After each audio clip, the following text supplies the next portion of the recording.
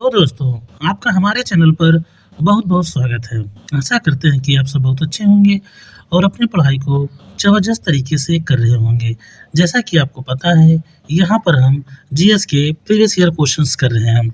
अभी जो सीरीज़ चल रही है, वो आपकी पॉलिटी की चलाई जा रही है। इसके पहले हिस्ट्री के सारे क्वेश्चन लगभग-लगभग करा दिए गए हैं।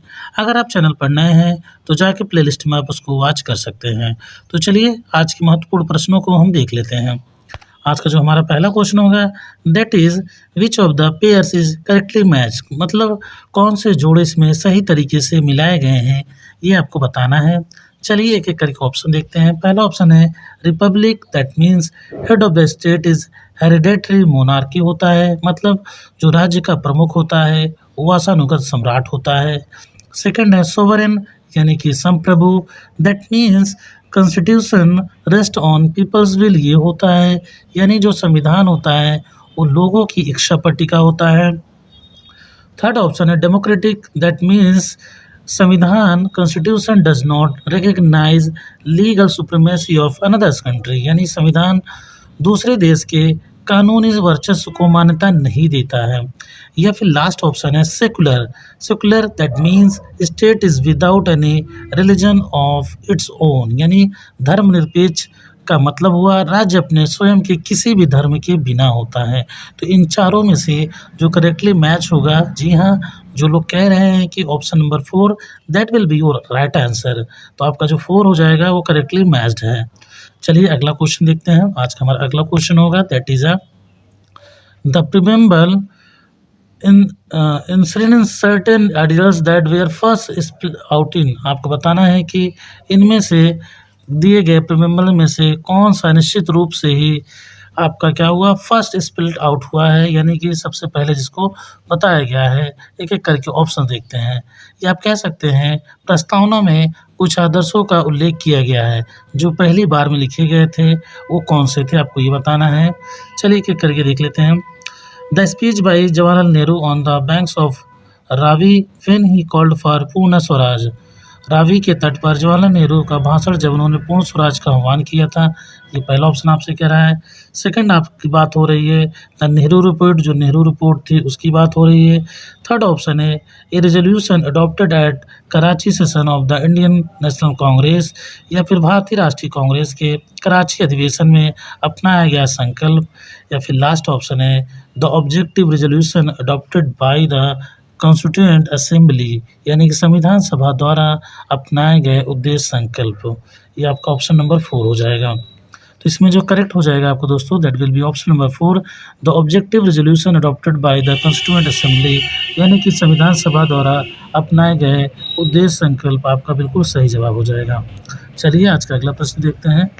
आज का हमारा अगला प्रश्न आपसे पूछ रहा है कि the part of the constitution that reflects the mind and ideals of the framers is मतलब कह रहा है कि संविधान का वह हिस्सा जो फ्रेमर के दिमाग और आदर्शों को दर्शाता है वो कौन सा था। चलिए ऑप्शन देखते हैं। पहला ऑप्शन आपका है डायरेक्टिव प्रिंसिपल है, सेकंड ऑप्शन है फंडामेंटल राइट्स है, थर्ड ऑप्शन प्रीमेम्बल है या फिर लास्ट ऑप्शन सिटीजनशिप है। तो इसमें जो आपका करेक्ट आंसर हो जाएगा that will be option number 3 preamble is the your right answer. Preamble आपका बिल्कुल सही जवाब हो जाएगा क्योंकि ये संविधान का वह हिस्सा था दोस्तों जो कि फ्रेम करने वाले थे उनके माइंड और उनकी आइडियोलॉजी को दर्शाता है।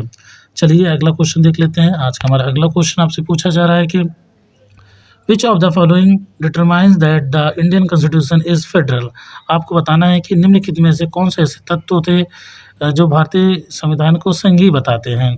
चलिए ऑप्शन देख लेते हैं। पहला ऑप्शन है रिटन एंड रिजिड कॉन्स्टिट्यूशन था। एक क्या हुआ था, एक लिखित और कठोर संविधान था। सेकंड ऑप्शन है एन इंडिपेंडेंट जुडिशरी थी यानी कि एक स्वतंत्र न्यायपालिका थी।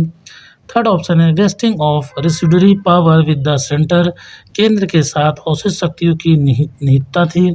या फिर जो लास्ट ऑप्शन है distribution of powers between the centre and the state यानी कि जो पावर का डिस्ट्रीब्यूशन है, सत्ता का जो हस्तांतरण है वो केंद्र और राज्य में डिस्ट्रीब्यूट किया गया है, बांटा गया है। ये फेडरल की करेक्ट आप बता सकते हो करेक्टर हैं। तो आपका जो ऑप्शन नंबर 4 हो जाएगा that will be option number 4 is the correct answer क्योंकि फेडरल में ही distribution of powers between the centre and state होता है।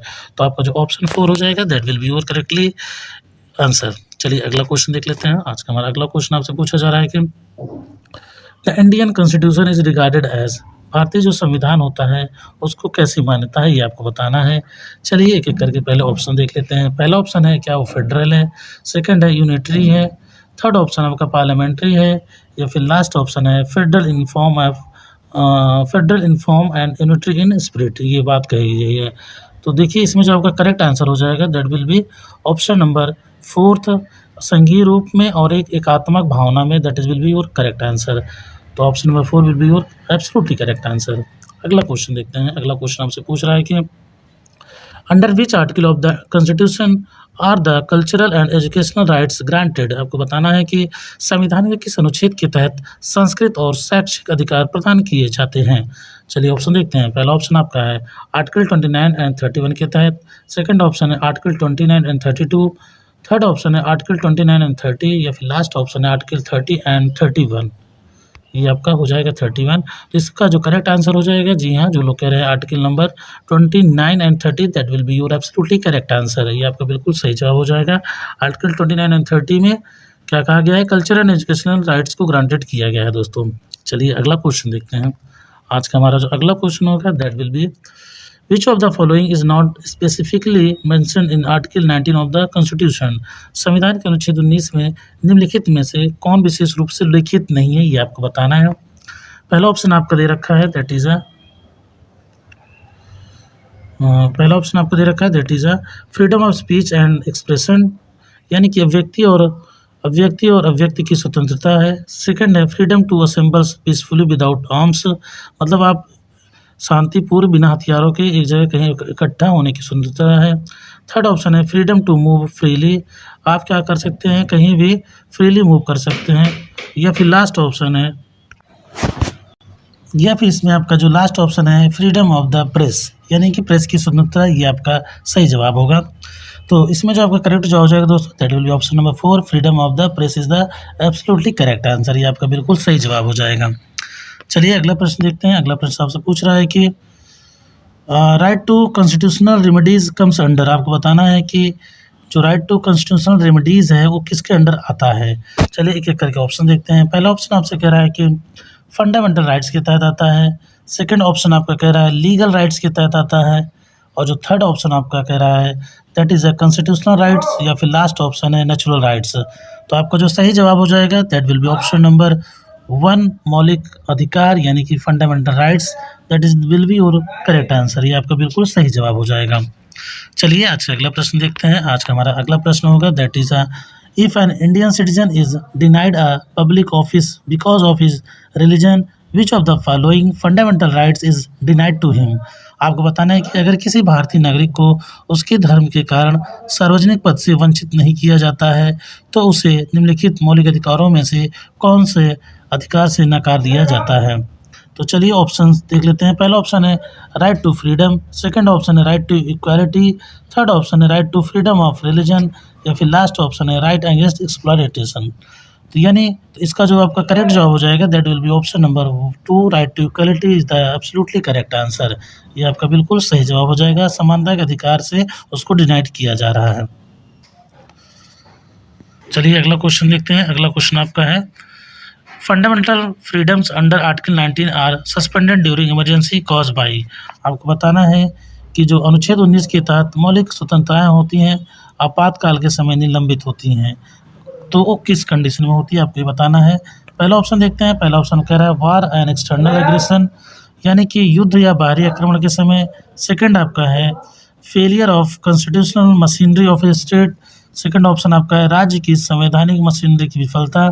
थर्ड ऑप्शन है इटर्नल आर्म्ड रिबेलियन, यानी कि आंतरिक सशस्त्र विद्रोह के कारण, या फिर लास्ट ऑप्शन है फाइनेंशियल क्राइसिस, यानी कि वित्तीय संकट की वजह से।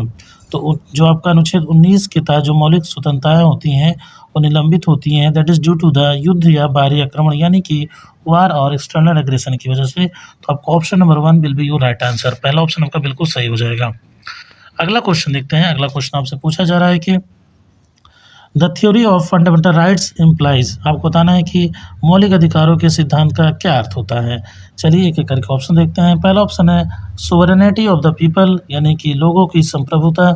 सेकंड ऑप्शन है equality of opportunity for all, यानी कि सभी के लिए अवसर की समानता। थर्ड ऑप्शन है लिमिटेड गवर्नमेंट यानी कि सीमित सरकार, या फिर लास्ट ऑप्शन है equality of all before law, मतलब कानून के सामने सभी की एक समानता।